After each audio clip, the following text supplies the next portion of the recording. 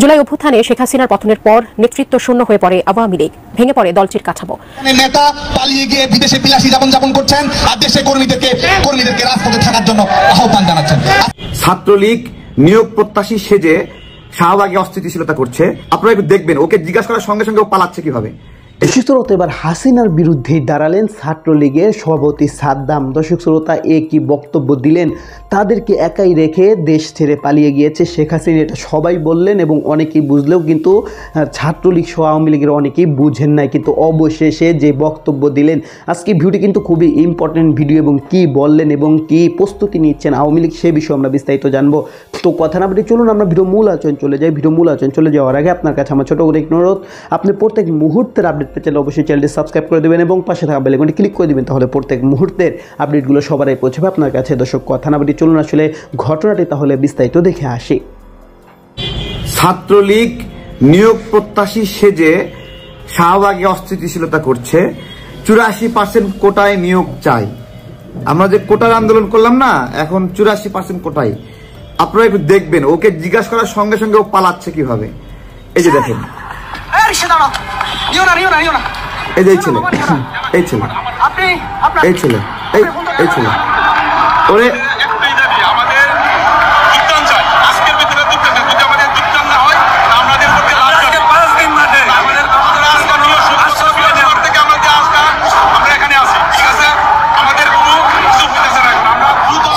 আমরা প্রশাসনের ভাইদেরকে বলি, ও সুপারিশপ্রাপ্ত না, দেখবেন আপনারা ওরে দ্রুত গ্রেপ্তার করেন।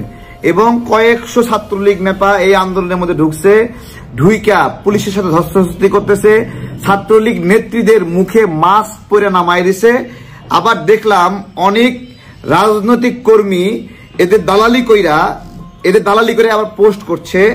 আমি একটু দেখাই, জাস্ট দেখেন আপনারা। এই যে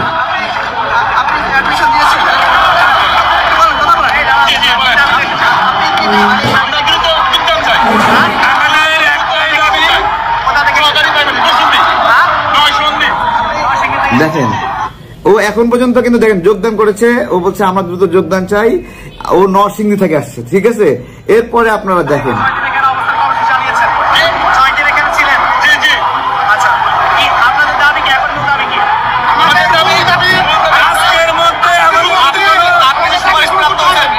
দেখেন সবগুলো মাস্ক পরে আসছে সবগুলা।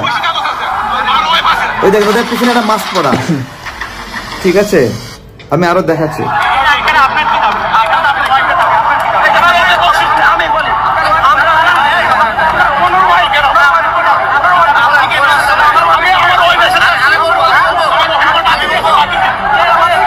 প্রথমে ওয়াইফ বললো, পরে বলতেছে ভাতিজি। দৌড়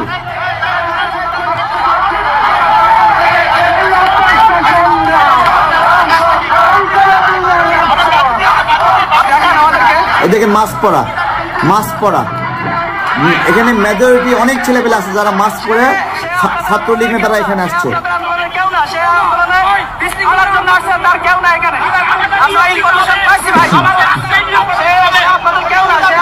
এই যে মাস্ক পরা একটা, এই যে মাস্ক পরা। আমি একটু বলি, যে সকল রাজনৈতিক কর্মী এই যে 84% কোটার পক্ষে লিখা ওইখানে পোস্ট করতেছেন যে এদের সাথে সমঝোতা চাই, হ্যাঁ সমঝোতা চাই, মিয়া নাটক করেন। কোটা আন্দোলন করে নেতা হয়েছেন, এখন 84% কোটায় নিয়োগের জন্য দালালি করেন, তাই না? দালালি করেন, এই নেপাগিরি মানানোর জন্য এই কোটা আন্দোলন করছিলেন, তাই না? তারপরে কোটা আন্দোলন শেষ করে বলেন আমাদের ক্যারিয়ার শেষ, আমার বাড়ি ভাড়া দাও, আমার ক্যারিয়ার শেষ, আমাকে তোমরা খাওয়াও।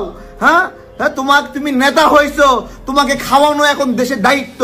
তুমি চাঁদাবাজি করবা, ধান্দাবাজি করবা, কোন ব্যবসা বাণিজ্য করবা না, চাকরি করবা না, বলবা ক্যারিয়ার শেষ, আমি ব্যাংকার হইতাম, আমি শিক্ষক হইতাম, আমাকে এখন তোমরা খাওয়াও।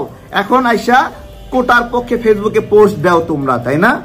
কোটার পক্ষে 84% কোটায় শিক্ষক নিয়োগ হবে, তাই না? হাইকোর্টে আমরা রিট করছি, রিট করে থামাই দিছি যে আমরা আর একটা শিক্ষকও কোটায় নিয়োগ দিতে দেব না। যদি ভুয়া ডাক্তার দিয়ে আমরা চিকিৎসা করাতে না চাই, ভুয়া শিক্ষক দিয়ে, কোটায় নিয়োগ পাওয়া শিক্ষক দিয়ে আমরা কেন আমাদের সন্তানদেরকে পড়াবো? কেন পড়াবো? ছাত্রলীগ নেতারা এখানে ঢুকে বিশৃঙ্খলা করছে, ছাত্রলীগ নেত্রীরা এখানে মুখে মাস্ক পয়রা চিল্লায় এখানে মরে যাচ্ছে, ঠিক আছে? আর এখানে কোটার আন্দোলনকারী কয়েকটা আছে, এরা কোটার আন্দোলন করে নেতা হইয়া ভিক্ষাবৃত্তি কইরা বিকাশে টাকা নিয়ে চলে, আজকে বলে এদের সঙ্গে সমঝোতা করতে। হ্যাঁ, এদের সঙ্গে সমঝোতা করতে। তাহলে তুই কোটা আন্দোলন কেন করছিস ভাই? বল কেন করছিস? তো দর্শক, আপনারা এই সম্পূর্ণ ভিডিও দেখলেন। সম্পূর্ণ ভিডিও দেখে যদি আপনার কোনো মন্তব্য থাকে তাহলে অবশ্যই কমেন্ট বক্সে কমেন্টে আপনার মূল্যবান মন্তব্য জানিয়ে দিবেন। দর্শক, এখন আমরা পরবর্তী আরেকটি ভিডিও দেখবো, যেটাতে আমরা আরও কিছু তথ্য আমরা জানতে পারবো। দর্শক, চলুন আমরা সেই ভিডিওটি বিস্তারিত দেখে আসি। জুলাই অভ্যুত্থানে শেখ হাসিনার পতনের পর নেতৃত্ব শূন্য হয়ে পড়ে আওয়ামী লীগ, ভেঙে পড়ে দলটির কাঠামো। শেখ হাসিনার নেতৃত্বে নতুন করে দেশের রাজনীতিতে ফেরাটাও এখন বড় চ্যালেঞ্জ হয়ে দাঁড়িয়েছে দলটির জন্য। এই অবস্থায় কি নতুন কোনো নেতৃত্বে ভর করবে আওয়ামী লীগ, নাকি শেখ হাসিনাতেই আস্থা রাখবে দলটি? বিস্তারিত শিহাব ইসলামের রিপোর্টে। আওয়ামী লীগ 1975 সালে বঙ্গবন্ধুকে হত্যার পরও নেতাশূন্য হয়ে পড়েছিল। দীর্ঘ 6 বছর পর শেখ হাসিনা দেশে ফিরে এসে আবারও দলের হাল ধরেন। কিন্তু 2024 সালে ছাত্র জনতার গণ অভ্যুত্থানে দলটি জনপ্রিয়তা হারিয়ে ক্ষমতাচ্যুত হয়। তবে এই পরিস্থিতি 1975 সালের পরবর্তী মুহূর্ত থেকে সম্পূর্ণ ভিন্ন। শেখ হাসিনা ব্যাপক বিতর্কের মুখে জনরোষে ক্ষমতাচ্যুত হয়ে পালিয়ে যাওয়ার পর বর্তমানে দলটি ভুগছে বিতর্কহীন একজন নেতার অভাবে। গত বছরের 5 আগস্ট ছাত্র জনতার গণ অভ্যুত্থানের মুখে শেখ হাসিনা ভারতে পালিয়ে যাওয়ার পর থেকেই দলটি অভ্যন্তরীণ ও বাহ্যিক সংকটের মধ্যে পড়েছে। সরকারের পতনের পর একাধিক গুম, খুন ও হত্যাকাণ্ডের অভিযোগে শেখ হাসিনা সহ দলের শীর্ষ নেতাদের বিরুদ্ধে মামলা হয়। একদিকে যেমন অনেক নেতা আত্মগোপনে চলে গেছেন, অন্যদিকে বেশ কিছু নেতা দেশ ছেড়েছেন, আর যারা রয়ে গেছেন তাদের অনেকেই কারাবন্দী। কিন্তু তারপরও দলটি রাজনীতি থেকে পুরোপুরি হারিয়ে যায়নি। শেকড় থেকে শিখরে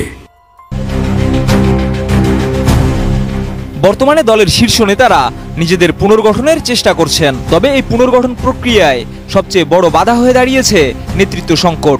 তাই দলের ভেতরে চলছে আলোচনা, বিতর্কিত নয় বরং সাধারণ মানুষের কাছে গ্রহণযোগ্য একজন মুখপাত্র আনার বিষয়ে।